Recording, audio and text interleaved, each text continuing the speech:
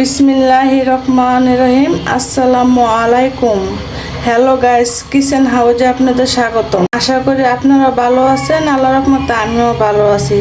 আজ আমি আপনার সাথে শেয়ার করব একটা মজাদার রেসিপি, মুরগির মাংসের রেসিপি।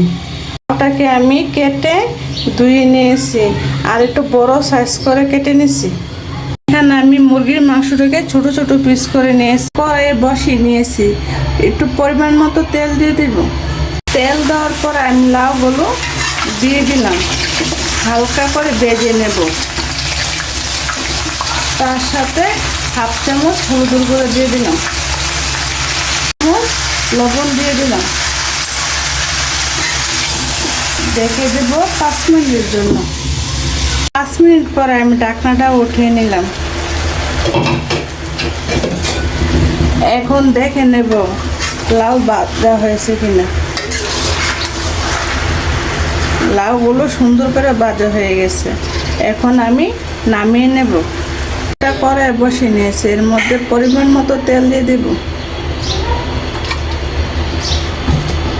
তার সাথে দিয়ে দেব গরম মশলা, পেঁয়াজ কুচি দিয়ে দিলাম। এইগুলোকে ভালো করে ভেজে নেব। দেবো পানি, চামচ আদা বাটা দিয়ে দিলাম, 1 চামচ রসুন বাটা, রসুন বাটা দিচ্ছি।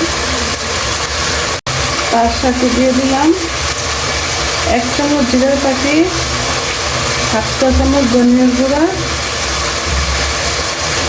1 চামচ এরকম হলুদের গুঁড়া। কারণ আমি হলুদের গুঁড়া লাউর সাথে ভেজে নিয়েছিলাম, তাই অল্প দিয়েছি। এখানে কাঁচামরিচ বাটা ইউজ করবো। দিলাম পরিমাণ মতো লবণ। আমি মশলাটাকে ভালো করে কষিয়ে নেব।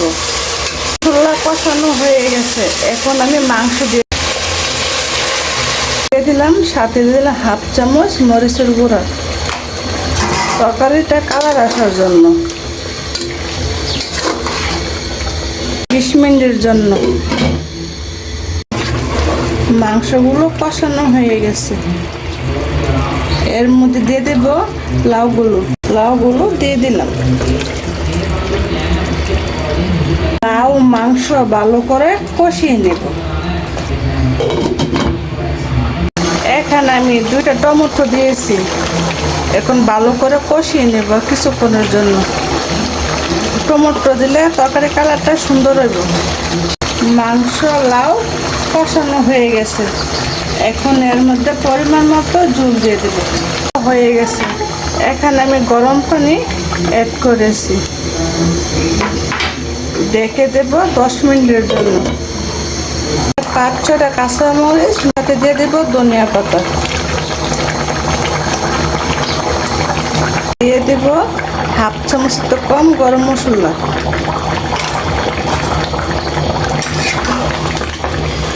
ভালো করে মিশিয়ে নেব। আমি আগে গরম 2 মিনিটের জন্য, 2 মিনিট পর নামিয়ে নেব। তরকারিটা চুলাতে নামিয়ে নিয়েছি। নামানোর পর দেখেন কালারটা কত সুন্দর হয়েছে।